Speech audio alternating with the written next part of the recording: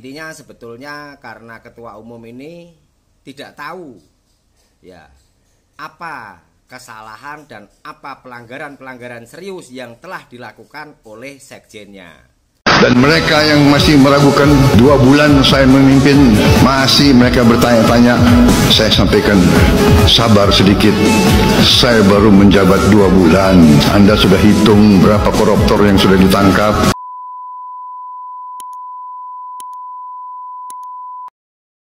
Oke teman-teman ya, ketika kita melihat tadi cuplikan pidato dari Bapak Prabowo Subianto ya, itu sangat luar biasa. Baru menjabat beberapa bulan, banyak mungkin para pejabat yang korup itu mungkin akan ketar-ketir teman-teman ya. Karena menghadapi KPK yang akhir-akhir ini cukup ganas. Sangat luar biasa teman-teman ya. Dan kita sama-sama tahu ya, minggu-minggu ini atau beberapa hari ini itu Bapak Hasto ditetapkan menjadi tersangka oleh KPK. Ketika Bapak Hasto dijadikan tersangka oleh KPK, ketika Bapak Jokowi masih jalan-jalan juga ditanya oleh seorang wartawan yang dikaitkan dengan Sekjen PDIP Bapak Hasto. Soal lain bisa.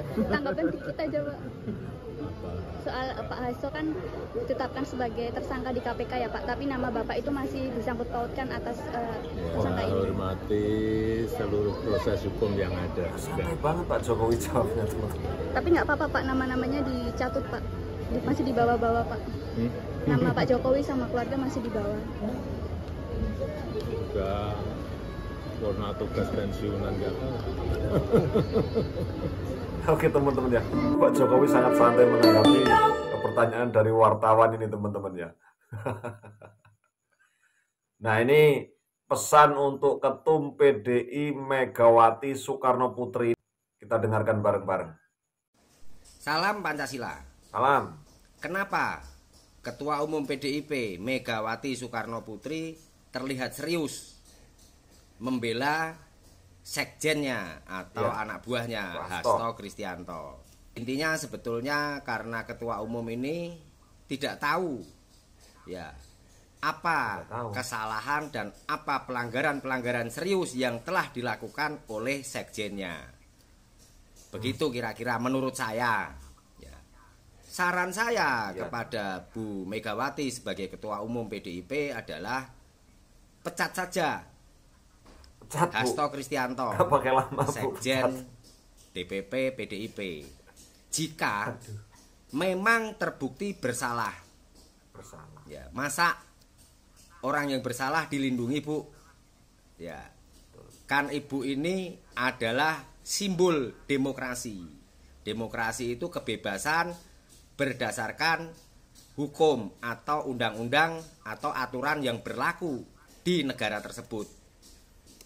Kan masih banyak kader-kader yang lebih baik dan lebih hebat, lebih jujur, lebih amanah daripada Hasto Kristianto. Ya. Kenapa ini harus dilakukan? Ya, ini demi marwah partai ya. Peninggalan dari pendiri bangsa, Bapak Proklamator kita, Bung Besar Soekarno. Ya, karena partai ini terkenal dengan partai yang pro rakyat kecil dan partai yang menjunjung tinggi demokrasi. Ya, nah, semua ini kan bisa diikuti aturan hukum yang berlaku. Contohnya, ada tuduhan dari KPK terhadap Sekjen Hasto Kristianto. Tuduhan pertama adalah Hasto telah melakukan PAW atau mengotak-atik ya. Pergantian antar waktu anggota DPR. Ya, anggota DPR RI sampai ke tingkat paling bawah saya rasa. Lalu tuduhan KPK yang kedua adalah Sekjen telah terbukti melindungi penjahat demokrasi. Ya. Jadi ya terkesan telah mengamankan diri dan orang-orangnya dalam melaksanakan pelanggaran-pelanggaran tersebut ya saat mau ditindak hukum ya. Jadi sedikit cerita ya, apa yang dituduhkan oleh KPK itu adalah pergantian antar waktu. Jadi sekjen ini punya kewenangan memang, ya karena sekjen ini adalah orang paling dekatnya ketua umum. Saya rasa tidak semua dijelaskan secara detail oleh sekjen kepada ketua umum. Yang penting ada laporan baik, pasti ketua umum setuju. Jadi PAW yang di otak-atik itu adalah seperti ibaratnya begini. Seseorang ya telah dengan susah payah memenangkan kontes pemilihan legislatif di suatu daerah. Ya. Lalu dia menang. Ya. Tentunya orang itu sudah menghabiskan anggaran banyak, tenaga banyak, pikiran banyak karena kan dia harus meraih suara sesuai dengan ketentuan supaya bisa duduk di kursi dewan. Nah, kemudian ada seseorang yang tidak lolos atau tidak menang. Berarti kan dia sebetulnya tidak disukai masyarakat. Nah, ini diperjuangkan oleh Sekjen Hasto Kristianto. Sehingga Sekjen ini mengatur ya supaya orang yang terpilih tadi diganti oleh orang yang kalah tadi gitu. Ya. Nah, untuk itu tentunya kan pasti ada pergantian anggaran ya karena yang menang tadi kan menghabiskan anggaran. Terus ya ibaratnya jual belilah gitu. Ya ini melibatkan KPU. Ya, mungkin bisa sampai MK atau MA. Ya, ini kalau dibongkar rame nih gitu. Ya, semua hampir kena. Bongkar biar rame dibongkar berarti, Bang. Setelah itu ternyata ya yang menang ini nggak mau. Ya, maka dilakukan upaya-upaya terus sampai menekan, ya mengintervensi, menyuap. Ya, ini sebetulnya kejahatan serius di bidang politik, di bidang demokrasi. Ya. Nah, kemudian KPK ini menindaklanjuti ya, menyidik gitu. Ya, ternyata dalam proses penyidikannya dihalang-halangi oleh sekjen. Ya, dihalang-halangi itu tuduhan ya, tuduhan dari KPK. Jadi ada cerita tentang sang pelaku ini disuruh menghilangkan jejak, disuruh melarikan diri. Wah, ini kejahatan keji Bu di alam demokrasi Indonesia, ya demokrasi Pancasila. Ya. Nah, menurut saya sebaiknya Bu Mega ikuti aturan hukum yang berlaku. Ya, jika memang Sekjen Hasto Kristianto terbukti bersalah, ya harus dihukum. Hukumannya kan dua, ada hukuman negara, ada juga hukuman partai, hukum etik. Hukum etik itu pemecatan. Kalau hukum negara itu ya sampai ke penjara, gitu ya. Jadi mungkin Bu Mega bisa mencontoh koleganya yaitu Surya Paloh, yang mana memang Surya Paloh seorang negarawan ya, dia mampu menerima ketika sekjennya juga di proses hukum. Joni Plate ya kan, ingat kan ya, seperti itu. Jadi ya semua ini memang human error ya, karena memang sekjen ini adalah orang yang memang sangat dipercaya oleh ketua umumnya ya. Jadi biasanya sekjen ini gampangin gitu ya. Pokoknya ketua umum nanti dibikinkan oret-oretan ya, karena memang orang yang dipercaya selama ini. Bikinkan oret-oretan, tinggal setuju aja kan gitu ya. Jadi saya yakin kalau memang KPK bisa membuktikan tuduhannya, berarti selama ini Bu Mega telah banyak dibohongi oleh sekjennya sendiri yaitu Hasto ya.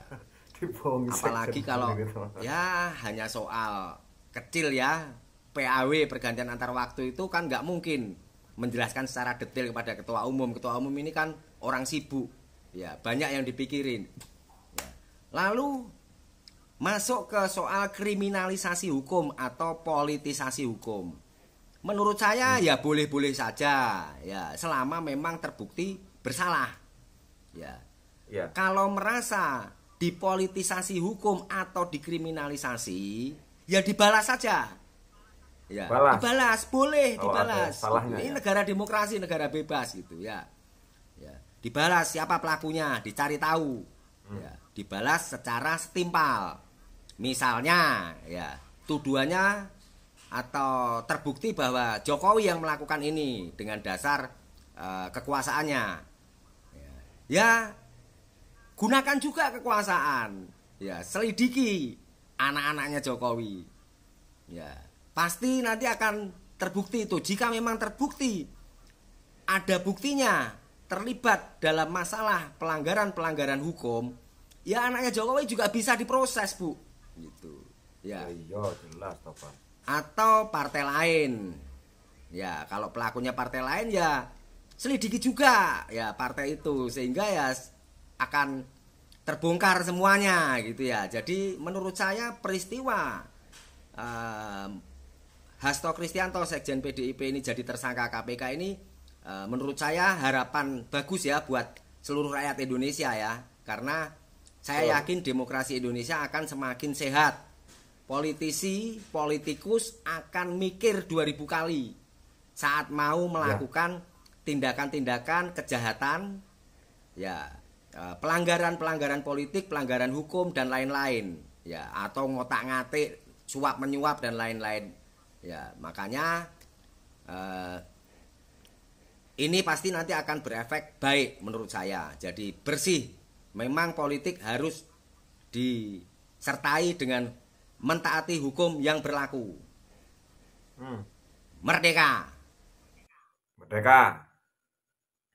Nah itu teman-teman ya, pesan untuk Ketum PDIP Megawati Soekarno Putri ya. Oke, kita lanjut nonton video berikutnya teman-teman ya. Masih bersangkutan dengan kasusnya Bapak Hasto teman-teman ya. Kalau urusan hukumnya kita serahkan pada penegak hukum, tapi ini alert buat kita semuanya bahwa kekuasaan itu punya kecenderungan korupsi. Ini harus disikat habis. Karena kalau kemudian kita penanganannya biasa-biasa saja, maka kita akan berkhianat pada yang disampaikan pada 98 waktu reformasi dulu.